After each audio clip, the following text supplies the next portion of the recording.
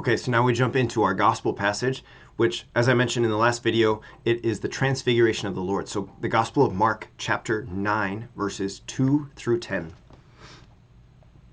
Jesus took Peter, James, and John and led them up a high mountain apart by themselves.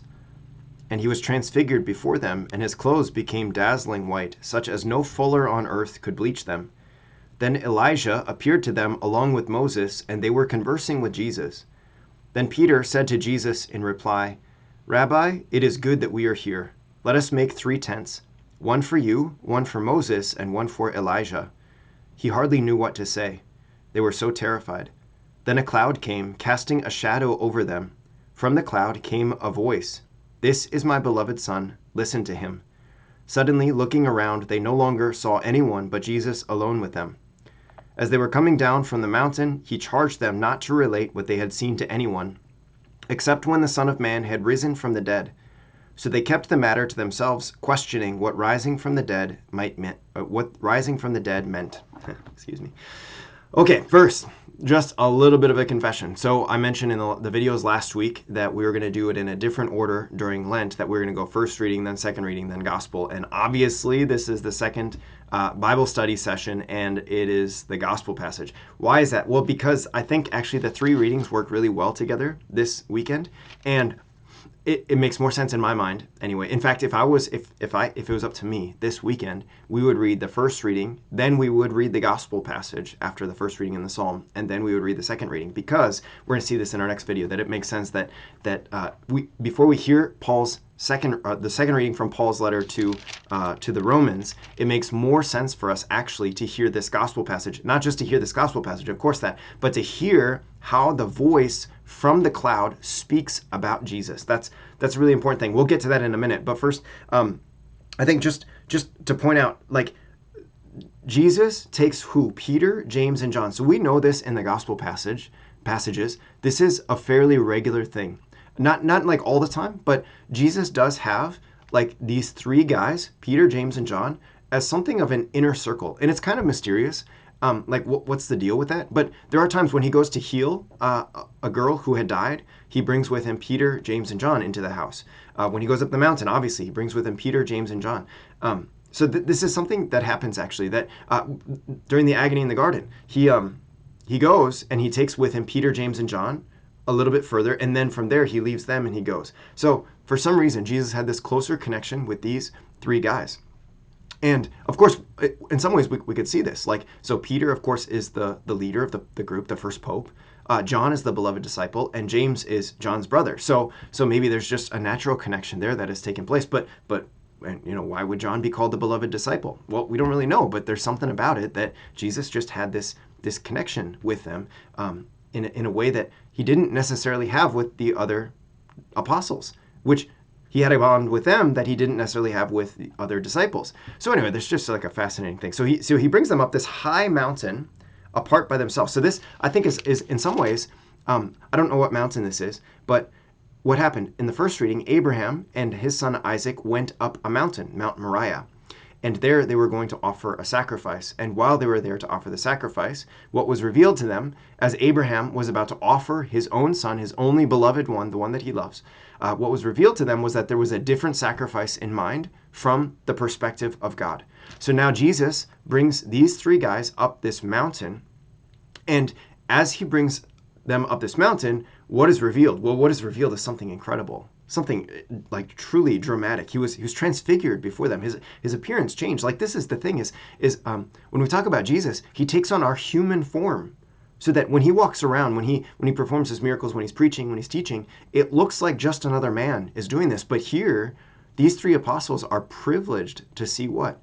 To see this transfigured Jesus, this Jesus who has a different form. Sorry, just as I'm talking, I was just thinking about actually going back to Peter, James, and John. So this is really cool.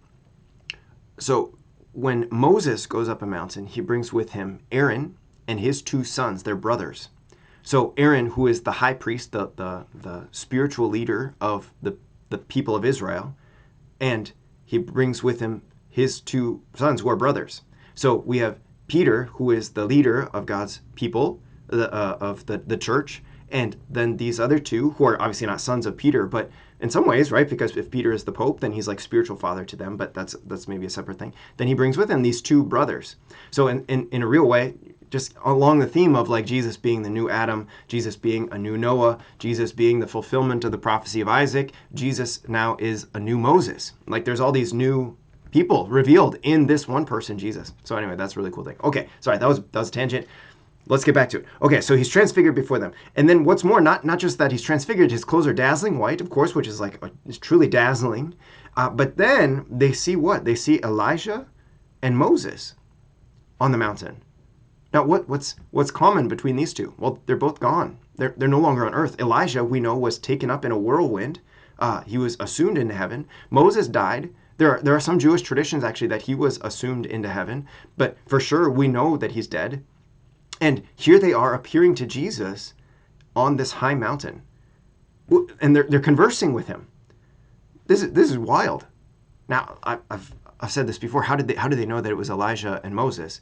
Well, we don't know, but it seems like they must have been wearing name tags, obviously, right? Like this name tag Sunday for Elijah and Moses. And so like, hi, I'm, okay, that was a bad joke. Okay, so like this is incredible. And so, of course, like you got to imagine Peter, obviously it makes sense in this moment to just say like, okay, Lord, this is awesome.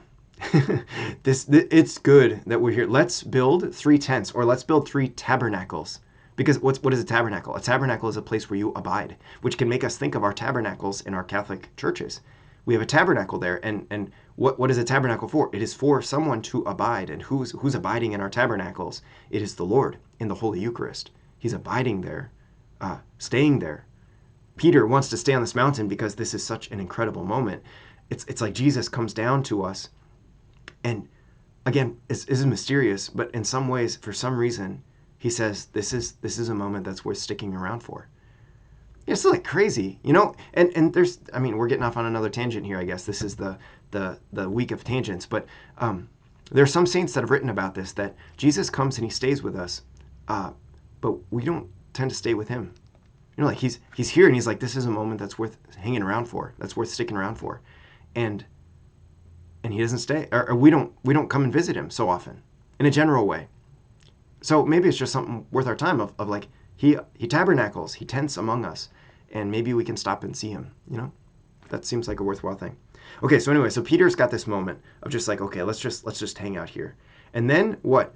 Well, he hardly knew what to say. They were so terrified. Then a cloud came, and casting a shadow over them, this cloud, the Shekinah, it reminds us actually of the glory cloud that led God's people out of Egypt. It reminds us of the cloud of God's glory that descends into the temple when Solomon dedicates it. It reminds us of the cloud of God's glory that descends on the mountain, Mount Sinai, when God establishes his covenant with Moses. So all this cloud that descends, it is a reminder of what? Of the Jewish experiences, of the Israelite experiences in the desert when God revealed himself. So what's going on in the Transfiguration? This is a theophany. A theophany means what? It is a revelation of who Jesus is, which is that he's God. Jesus is revealed to be God. And then, of course, to be absolutely clear, from the voice, or from the cloud comes this voice. This is my beloved son. Listen to him. Remember, the Lord speaks to Abraham, take your son, your only one whom you love. Take your beloved son. Now the Father says, this is my beloved son. Listen to him. And so remember, at the end of our the end of our first reading, what the Lord speaks to Moses or Abraham and says, look, all of this because you obeyed my command. So now the voice of the Lord speaks from this cloud and says, this is my son. So listen to him, and by obeying the voice of the Son, what happens? Blessing upon blessing upon blessing upon blessing. That's the idea. And of course, remember, this was our opening collect, that we're praying that the Lord has commanded that we obey, that we listen to his beloved Son. And so this is what we want to do, is like, okay, this is incredible. Like, Jesus is revealed here to be the beloved Son of the Father who was sent from heaven. And we're going to find out at the end of our gospel passage what exactly he was sent for. So suddenly looking around, they no longer saw anyone but Jesus alone with him. In the end, it is Jesus and only Jesus. But as they were coming down the mountain, he charged them not to relate what they had seen to anyone, except when the Son of Man had risen from the dead. So this is clear that Jesus knows that he's going to die and that he's going to rise from the dead. In a kind of way, we could say, right? Remember, if Abraham had this understanding of I'm gonna kill my son, but I trust in faith that God can raise him from the dead. And of course, that's not the sacrifice ultimately that the Lord wanted. He received the sacrifice in intention, but here now in actuality, he's going to receive the sacrifice of his own beloved son, who will die, but then he will raise from the dead because he can do that. He can do these miraculous things. Of course, the disciples don't necessarily catch that, right? What did they say? So they kept the matter to themselves, questioning what rising from the dead meant. This is a common theme throughout the Gospels, and we know this, that the disciples, they hear about Jesus, they hear his teaching, they hear his preaching, and even when he's not talking about his death and resurrection, even just in his teaching and preaching overall, so many times they got to come to him and they're just like, you got to explain this to us. This is different, this is new, right? Again, which is a sign of like Jesus wants to stretch our understanding of who he is, of what he's all about. So here we end with this question of like they question what does rising from the dead mean? Of course, we as Christians, as we celebrate Lent and we look forward to the glory of Easter, of course we know what that means, but to get to that point, we first have to experience the misery, the tragedy of coming down from the mountain, and not just coming down from the mountain, but of coming down from the mountain and going into the tomb where the dead body of Jesus eventually is laid. Whew, man, this is so good. Oh man, what a gift. Okay, I look forward to sharing with you our next reading, talking about St. Paul's letter to the Romans, which should be fairly simple. Just talking about, just kind of wrapping up, like who is Abraham, and what is he offering compared to who is Jesus and what is the Father offering, and how that all brings it together. Okay, I'll look forward to it. God bless.